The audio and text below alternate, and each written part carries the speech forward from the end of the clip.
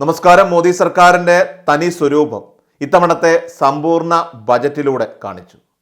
തങ്ങൾക്ക് കസേരയില്ലാത്ത സംസ്ഥാനങ്ങളോട് ഒരു രണ്ടാനമ്മ എന്ന സ്വഭാവം എടുക്കുന്നത് BJPയുടെ സ്ഥിരം കലാപരിപാടിയാണെങ്കിൽ കൂടിയും രാജ്യത്തിൻ്റെ ബജറ്റിൽ ഒരു കൂട്ടം സംസ്ഥാനങ്ങളെ പൂർണ്ണമായും അവഗണിക്കുക എന്ന് പറഞ്ഞാൽ അത് അറിയാതെയല്ല, അറിഞ്ഞുകൊണ്ട് തന്നെയാണ് എന്ന് എല്ലാവർക്കും അറിയാം. എന്നാൽ ഇത് കണ്ട വാമൂടി മിണ്ടാതിരിക്കാൻ പല സംസ്ഥാനങ്ങളും അവിടുത്തെ മുഖ്യമന്ത്രിമാരും ഇപ്പോൾ തയ്യാറല്ല. കേന്ദ്ര ബജറ്റിൽ തങ്ങളുടെ സംസ്ഥാനങ്ങളോടുള്ള അവഗണനയിൽ പ്രതിഷേധിച്ചുകൊണ്ട് ഈ വരുന്ന ജൂലൈ 27 പ്രധാനമന്ത്രിയുടെ നേതൃത്വത്തിൽ നടക്കുന്ന നീതി ആയോഗ് യോഗം ബഹിഷ്കരിക്കുവാൻ ഒരുങ്ങിയിരിക്കുകയാണ് ഇപ്പോൾ രാജ്യത്തെ 4 മുഖ്യമന്ത്രിമാർ.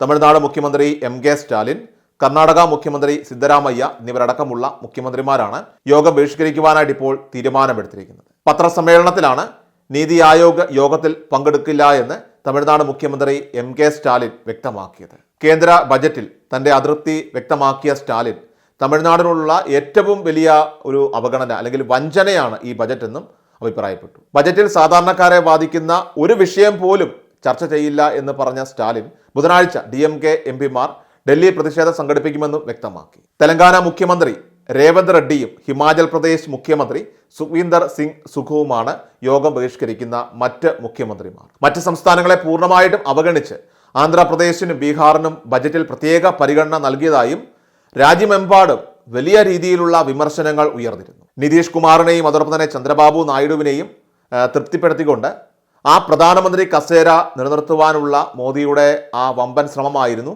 ഈ ബജറ്റിൽ കണ്ടതെന്നും വിമർശനങ്ങൾ ഉയർന്നിരുന്നു. പ്രതിപക്ഷ നേതാവ് രാഹുൽ ഗാന്ധി അടക്കം ഈ വിമർശനങ്ങൾ ഉന്നയിച്ചിരുന്നു. തങ്ങൾക്ക് നീതി തരാത്ത കേന്ദ്രത്തിൻ്റെ ഈ നീതി ആയോഗ് യോഗത്തിൽ പങ്കെടുക്കുന്നതിൽ യാതൊരു രീതിയിലുള്ള അർത്ഥവുമില്ല എന്നും കന്നഡിഗരുടെ ആശങ്കകൾ ബജറ്റിൽ ചർച്ച ചെയ്തില്ല എന്നുമായിരുന്നു സിദ്ധരാമയ്യ പറഞ്ഞത്. പ്രധാനമന്ത്രി കസേരയിലേക്ക് കണ്ണു നട്ടിരിക്കുന്നത് കൊണ്ട് നരേന്ദ്രമോദിക്ക് ബീഹാറിനെയും അതോടൊപ്പം തന്നെ ആന്ധ്രാപ്രദേശിനെയും ഒഴികെ മറ്റൊരു സംസ്ഥാനങ്ങളെയും കാണാനായില്ല.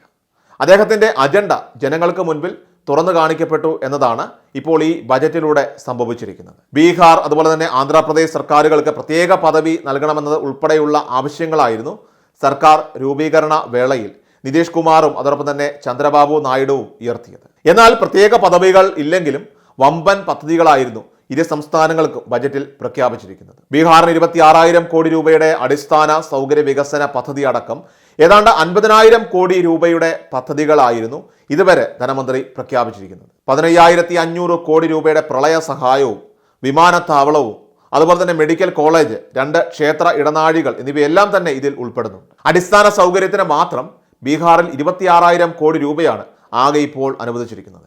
ബീഹാറിൽ വിമാനത്താവളവും അതുപോലെ മെഡിക്കൽ കോളേജും പ്രഖ്യാപിച്ചു കഴിഞ്ഞു. അപ്പോഴും ഈ പറഞ്ഞ സംസ്ഥാനങ്ങളോടൊപ്പം തന്നെ നമ്മുടെ കേരളവും അവഗണിക്കപ്പെട്ടു. 24,000 കോടി രൂപയാണ് കേരളം ആവശ്യപ്പെട്ടത്.